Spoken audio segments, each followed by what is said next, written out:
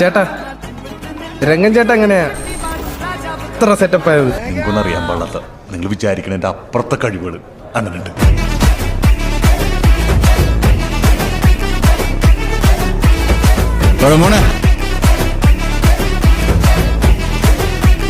മോനെ